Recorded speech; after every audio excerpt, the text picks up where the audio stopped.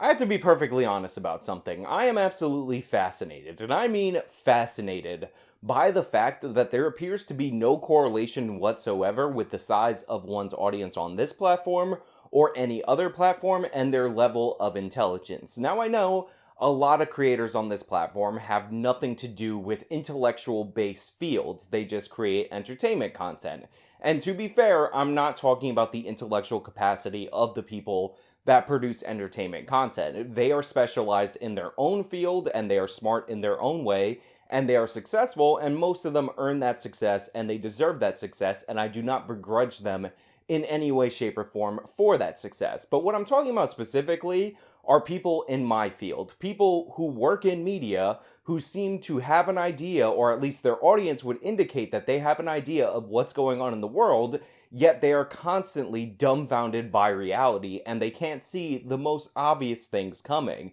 And the perfect example of this is Philip DeFranco. And we're going to be talking specifically about this Philip DeFranco video because he stumbles onto something that is so obvious, so blatantly clear to anybody who's been paying attention, that it's honestly baffling that he didn't see this coming. But first, I have to go over the YouTube housekeeping nonsense. There's a subscriber glitch. After I upload my videos, 2 to 3 days after, I lose like 50 to 100 subscribers. It's really strange. There's no real justification for it. I don't really understand it. So if you find yourself thinking that I stopped posting videos right here on this channel, remember that I didn't. I make 10 to 12 videos a month.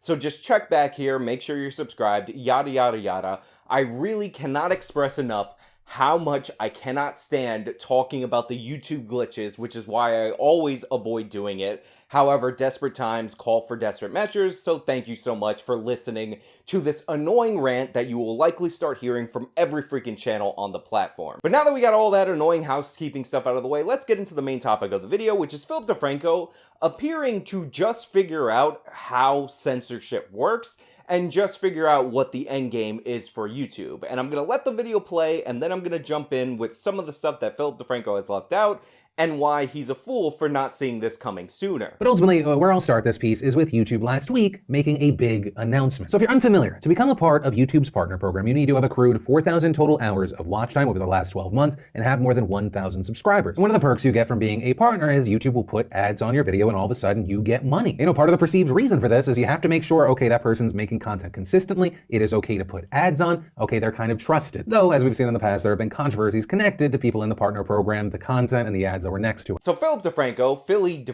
Philly D, whatever you want to call him, has accurately described what the current monetization program is right here on YouTube.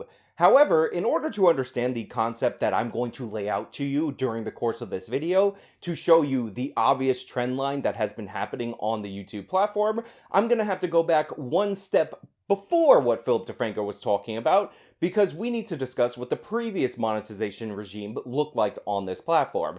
Now, before the 1,000 subscribers, 4,000 hours requirement, YouTube opened up the YouTube Partner Program to everybody, and this was, beyond any doubt, the golden era of YouTube, because this drew in thousands upon thousands, if not millions, of talented people to this platform in order to create unique content, in order to generate revenue, because all of the barriers to entry had been lifted. And this is how YouTube drew in so many independent content creators when nobody else could do the same, because nobody else was paying what YouTube was paying.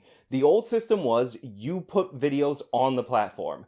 Those videos get views, YouTube will give you half the revenue for those views because it's their platform, your art, and that would be tucked away in an account, and eventually when you reached $100, aka viability of your channel, a check would be sent out to you for the content that you produced. And over time, you could build this up and make a ton of money on YouTube, which was, again, the draw for the independent content creators, which again led to the golden age of YouTube. And by the way, as a small creator who came up right when this door was closing, this was very inspirational. I could always, even though I wasn't making any money in my actual account, look at the money that was being generated as my channel was growing and think that eventually I was going to attain that. I could watch that number go up and believe that someday I would be a YouTuber on this platform.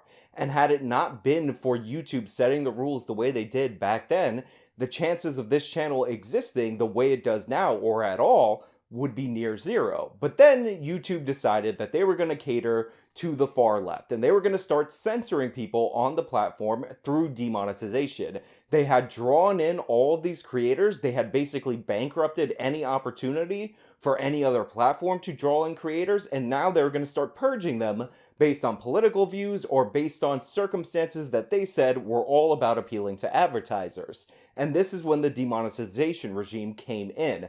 Now, a lot of people were initially against the demonetization regime, like Philip DeFranco, H3H3, and a lot of big content creators, but eventually, over time, they softened on that, and they basically became mouthpieces for YouTube. They basically signed on the dotted line for the rest of us to this idea that YouTube should not give you money for generating views on their platform because YouTube wasn't going to run ads on their platform. However, this was always a stupid idea. The idea that advertisers were going to pull out of the place where half of the video views in the world were for long term was never going to happen. YouTube should have always stood its ground with its creators and not given an inch to advertisers. Maybe renegotiate the price of ads, because that seemed to be a lot what the first adpocalypse was about, but they should have never given in to content censorship, and Philip DeFranco and H3H3 should have never backed them up on this in order to protect their own financial interests. And the reason for this is because it never made any sense. Like I said, YouTube was not going to lose advertisers long term. They were always going to come back because this is where the audience is. This is where people come to watch videos, and eventually, if you're a brand and you want to do targeted advertising that will work to people, you don't want to abandon the best platform for that purpose. However, YouTube did relent, they did demonetize, and eventually all the creators that were initially against it ended up signing on the dotted line, and eventually, over time, they started promoting the idea of people even getting banned or outright removed from the partner program for no legitimate reason. They became the mouthpieces to YouTube censorship.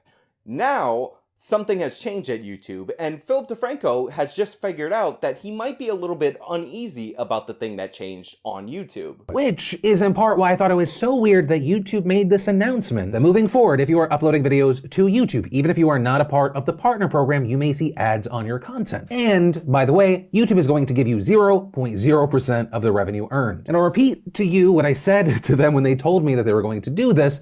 Do you feel like YouTube hasn't gotten enough hate lately? Yes, YouTube is a private company. Yes, to the entirety of the world, they allow free uploads of your content and viewership of your content to the internet. But there is just something about it that rubs me completely the wrong way. That's right, YouTube has decided that they're going to start advertising on videos on YouTube channels that are not being monetized, and rather than the 50-50 split or the 45-55 split, depending on the era, they are not going to be paying those creators for the advertisement rights on their channel anymore. And all of a sudden, Philip DeFranco has a little bit of trepidation about the deal that he signed. And by the way, I'm talking about a metaphorical deal. I'm not talking about Philip DeFranco literally being brought to a back room at YouTube and signing on a contract.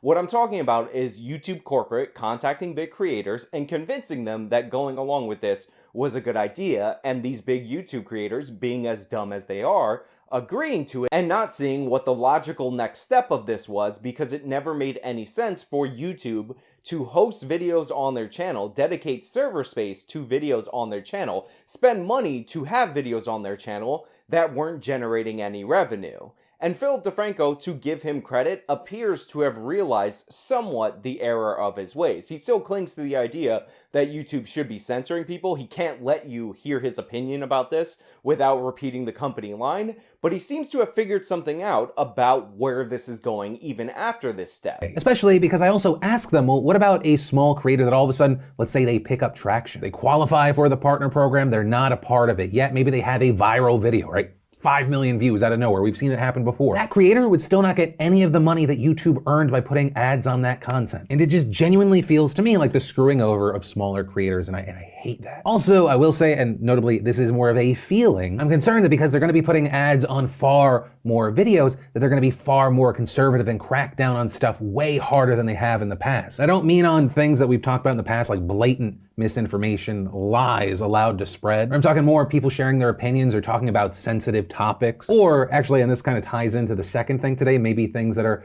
more kind of on the line. Yes, Philip DeFranco, that is exactly what is going to happen.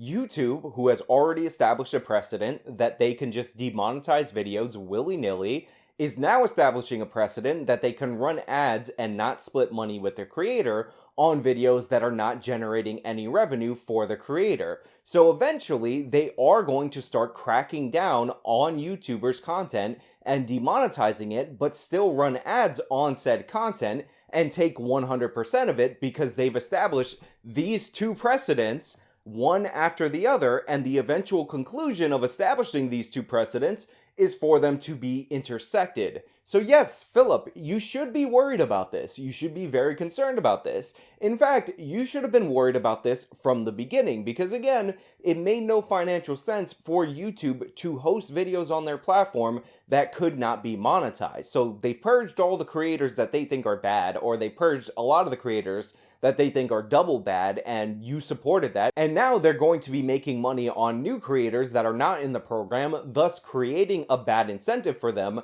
to hold people out of the program, and eventually they will be running ads on channels that they demonetize, on videos on channels that they demonetize, and pocketing 100% of this. This is going to be one of the biggest fleecings of creators in history, and it's going to be brought to you by people who didn't have the foresight to see this coming, like Philip DeFranco, like H3H3, like every single YouTuber on this platform who initially was against the demonetization regime, all of a sudden to turn around and decide, you know what, it was good. They were like, don't boil me right away, but turn up the heat slowly, and I, like the dumb frog that I am, will die in the slowly boiling pot of water because I wasn't paying attention to what was going on around me. And by the way, to the leftists who praised, promoted, and pushed this program, they thought it was a great idea because allegedly fascism was rising across the country. Well, congratulations, you have participated in one of the greatest fleecings of artists, creators,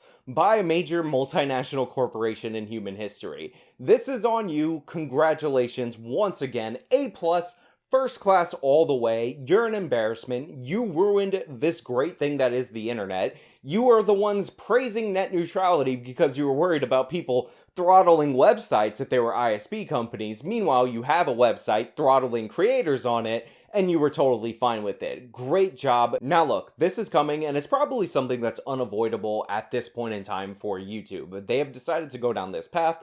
The trajectory is clear, and there's not a lot that can be done when this starts being rolled out little by little. The only thing you can do is try to support creators that you like. However, the chances of you finding new and interesting creators over the next couple of years is going to be significantly lower because YouTube is cutting off all avenues for independent creators to become viable on these platforms. Now, you guys should already know that I am on alternative platforms. I'm on Twitch, I'm on BitChute. I have support links in the description box to try to keep this channel going as we go into the new dark ages on this platform. But honestly, I'm a tiny bit optimistic because YouTube cutting off the financial viability of creators en masse, even if they do it piecemeal over time, will leave an opportunity for some other company to come up and draw in creators with the promise of monetization and basically recreate the golden age of YouTube on another platform. This is the biggest threat to YouTube's plans in order to achieve something like this. Creators exiting en masse, and if YouTube becomes a platform that isn't paying anymore, this definitely could happen. So there is hope, but I do want to point out how obvious this was in hindsight, but also back then when I was talking about this when it was happening, when it was being rolled out, that this was coming, and how blind, how willfully blind you have to be someone like Philip DeFranco and miss this idea because you're happy that the bad misinformation is what's being censored, that the evil mean people that are creating the non-existent fascism in this country were making money on YouTube. The fact that these people could be this short-sighted and to levels that are embarrassing should be a testament to their ability to deliver to you quality information and analysis based on current events. But now you know, and all I ask for in return is you just remember that I'm the one who told you, and in a few years from now, when YouTube announces this new policy in order to fight hate and meanies on the internet, come back to this video and leave me comments to tell me how right I am as I'm going broke due to the fact that this new policy would probably be crippling to me personally. But that's all I really have for you guys today. Thank you so much for watching. If you like this video, then show me by leaving a like. You can subscribe for more content. Follow me on all the social media accounts that I have linked in the description. Support me via the support links. Leave comments to tell me things about the thing that I talked about and the thing and blah, blah, blah, blah, blah. Till next time. Yeah, I'm out of here.